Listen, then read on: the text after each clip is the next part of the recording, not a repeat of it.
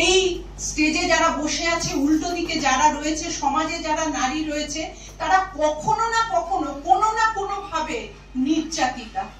প্রত্যেকটা মেয়ে, এইটা আমি খুব জোরের সঙ্গে আপনাদের বলছি, কেউ প্রকাশ করে, কেউ প্রকাশ করতে পারে না। বেশিরভাগ মেয়েই প্রকাশ করতে পারে না।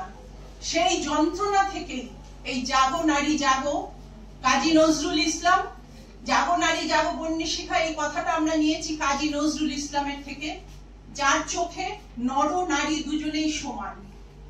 এবং আমাদের এই যন্ত্রণা, আমি যখন ছাত্র জীবনে ছিলাম তখন আপনারা জানেন রূপ কানোয়ারের ঘটনা 86 সালে, আমার তখন ফার্স্ট ইয়ার, ডাক্তারির ফার্স্ট ইয়ার, কিভাবে আমাদের আলোড়িত করেছিল। তারপর মানতলার ঘটনা, তারপর একে একে ভেবেছিলাম, আস্থা রেখেছিলাম, অনেক আশা করেছিলাম যে বাম রাজনীতির আবহ পশ্চিমবঙ্গ হয়তো আমরা দেখব, যখন আমরা বড় হব তখন এই পরিবেশ থাকবে না, আমাদের সন্তানদের জন্য একটা সুস্থ পরিবেশ পাবো আমরা পশ্চিমবঙ্গে। কিন্তু আজকে যখন আমার বয়স 60-এর গোড়ায়, আমি যখন একজন টিচার, আমার অসংখ্য ছাত্রী, আমি যখন মা, তখনও কিন্তু আমি দেখছি আরো ভয়ঙ্কর অবস্থা পশ্চিমবঙ্গে। বক্তারা তারা আমাদের এই অঙ্গীকার যাত্রা সম্পর্কে একটা সুন্দর ব্রিফ করেছে।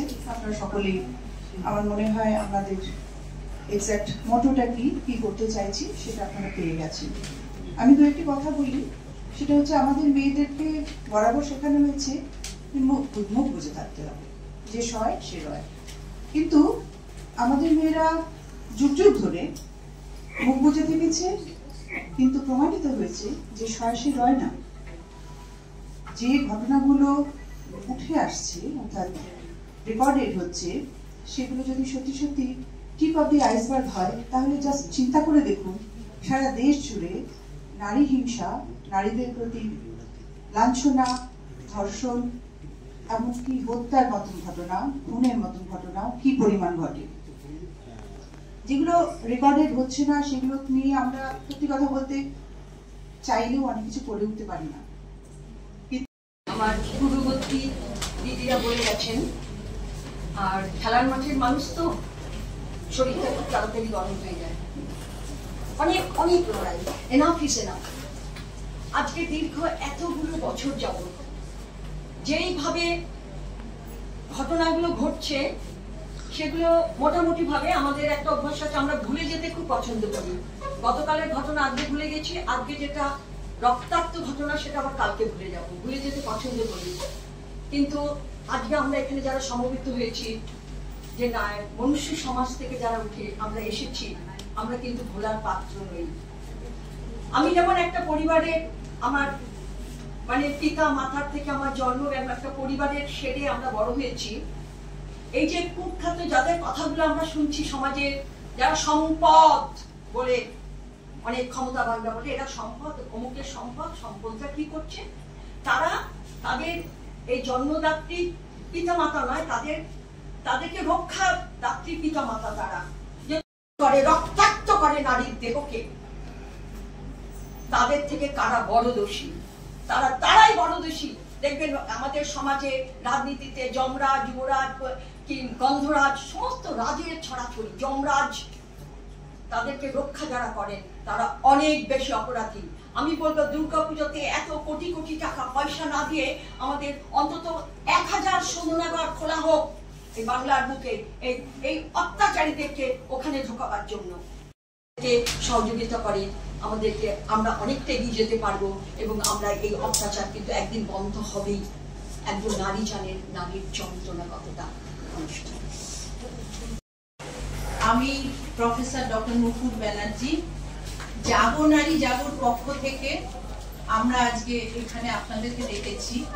আমি জায়গায় আমরা করছি, আমি রাজ্যকর কাণ্ড থেকে আরো সব জায়গায় আমি উপস্থিত থাকি, কেন আমার অসুবিধা হয়, আমি প্রতিবাদ করতে শিখি। কিন্তু সেই প্রতিবাদ পরের দিন কাগজে উঠলো, এরা সব প্রতিবাদ করেছে, তারপরের দিন ঝিমিয়ে পড়েছি।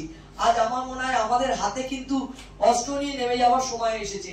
সেই ধর্ষকদের তাড়াতাড়ি সেখানে কোনো ডিউটিতে না, কোনো পুলিশ অফিসারের কাছে কমপ্লেন করে কিছু হবে না।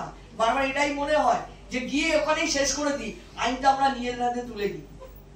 আমাদের এখানে আইনের অনেক মারপ্যাচ রয়েছে, সেসব আর দেখলে চলবে না। যেদিন আমরা হাতে তুলে নিতে পারবো আমরা অস্ত্র, সেই দিনই এদের শাস্তি দেওয়া হবে, নয়তো হবে না। আজকে শুধু নিচক এটা প্রেস কনফারেন্স না, আপনাদের আমাদের প্রত্যেকের আহ্বান, আপনারা সাথে থাকুন, রোজ এটাকে সাপোর্ট করুন, দিনের পর দিন এটা হেডলাইন করুন যে আছে, আমরা হারিয়ে যাইনি, আমরা সবাই আছি, যাদের সমস্যা হচ্ছে তাদের সাথে আমরা আছি। ধন্যবাদ। প্রাক্তন অধ্যাপক সিটি কলেজ অর্থনীতি। আচ্ছা, আজকে এই যে অঙ্গীকার যাত্রা এটা হচ্ছে, এটা কিসের জন্য বা কারা করছে, কবে থেকে শুরু হচ্ছে জানাবেন দর্শকদের? এটার জন্য একটা অঙ্গীকার যাত্রার একটা জাগো নারী জাগো বন্যী শিখা বলে একটা কমিটি তৈরি হয়েছে। তাতে বিভিন্ন ধরনের সমাজের মধ্যে বিভিন্ন অংশের মেয়েরা আছেন, খেলোয়াড়রা আছেন, অনিতাদি আছেন, কুলতলাদি আছেন, অধ্যাপিকারা, আমার মতো অধ্যাপিকারা আছেন, অধ্যক্ষরা আছেন, আইনজীবীরা আছেন। সবাই মেয়েদের উপর যে বারবার নির্যাতন ঘটছে সেই জায়গাটাই চিন্তিত, এবং সেই জন্যই একটা তারা লম্বা প্রচার অভিযানের কথা ভেবেছেন। এবং প্রচার অভিযানটা শুরু হচ্ছে 9ই ডিসেম্বর থেকে।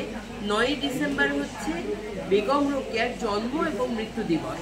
যেহেতু বেগম রোকেয়া মেয়েদের সমতার কথা নানানভাবে বলেছেন, তাই জন্য ওনার জন্ম এবং মৃত্যু দিবসটা আমাদের কাছে খুব গুরুত্বপূর্ণ ঠেকেছে।